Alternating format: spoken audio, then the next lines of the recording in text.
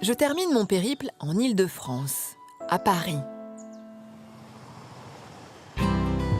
C'est ici que je vais rencontrer un animal singulier, le descendant direct du serval, ce chat sauvage d'Afrique.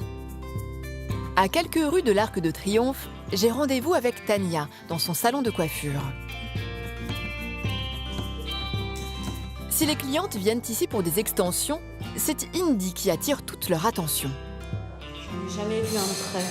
Je sais que ça existe parce que j'adore les chats. Bah allez-y, approchez-le. Mais Indy. Non, Indy n'est pas une jeune panthère, mais bien un chat.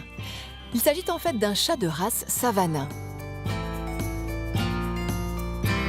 On voit tout de suite qu'il a un look sauvage, en fait, avec son petit nez noir, les petits spots qu'il a un peu partout.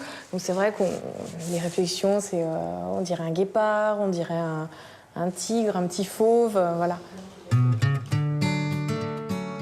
À le voir déambuler ainsi au milieu des clientes, je me demande quelle est l'origine de cette race. Quelles en sont les caractéristiques? Et surtout, quelle relation peut-on nouer avec ce chat insolite? Pour en savoir plus, je me rends chez Hicham, en région parisienne. Il y a 5 ans, il s'est lancé dans l'élevage de Savannah par passion pour ces animaux aux allures de fauves.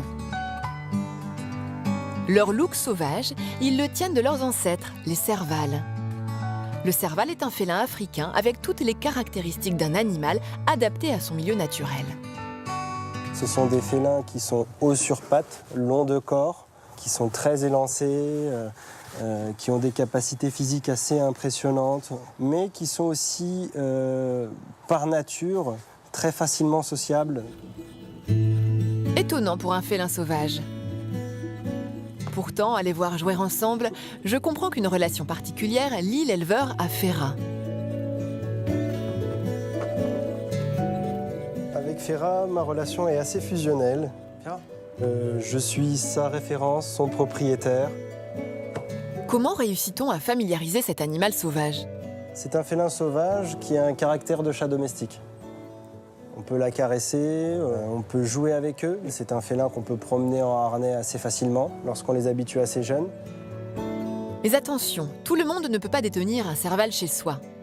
Cet animal, considéré comme non domestique, ne peut être acquis qu'après délivrance par autorisation préfectorale d'un certificat de capacité.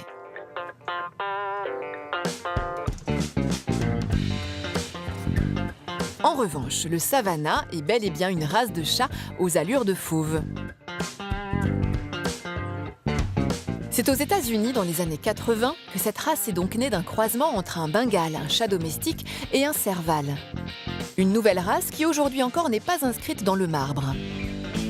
L'objectif est de fixer le standard de la race Savannah en faisant un chat qui sera long de corps, haut sur pattes, avec une queue courte, des grandes oreilles, un nez le plus large possible, si possible noir, avec un liseré noir autour et une décoloration rosée au centre. Le travail de l'éleveur consiste donc à s'approcher au plus près d'un standard physique. Comme tout travail d'hybridation, le résultat évolue au fil des générations. L'hybride direct, issu d'un croisement entre un serval et un chat, ça donne ce qu'on appelle un Savannah F1, 1 comme première génération. Un F1 accouplé avec un autre chat donne un Savannah F2, un F2 avec un autre chat donne un F3, etc. Plus le chiffre est grand, plus on s'éloigne de l'ancêtre serval en généalogie. Bien que le Savannah puisse donc être, selon sa génétique, plus ou moins éloigné du serval, il en garde beaucoup de points communs. Comment cela se manifeste-t-il sur le caractère du Savannah?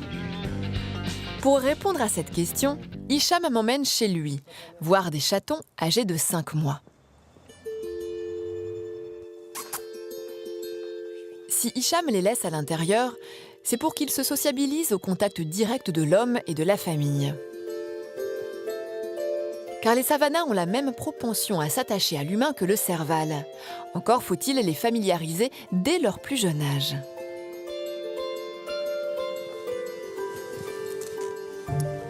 C'est un petit peu le chat-chien qui a besoin de jouer avec ses propriétaires, qui a besoin d'être proche d'eux, de savoir que le propriétaire est proche de lui.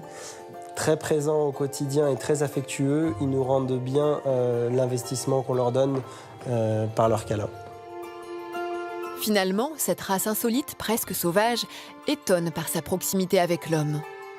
C'est donc autant pour son chat que pour son propre plaisir que Tania emmène Indy au salon.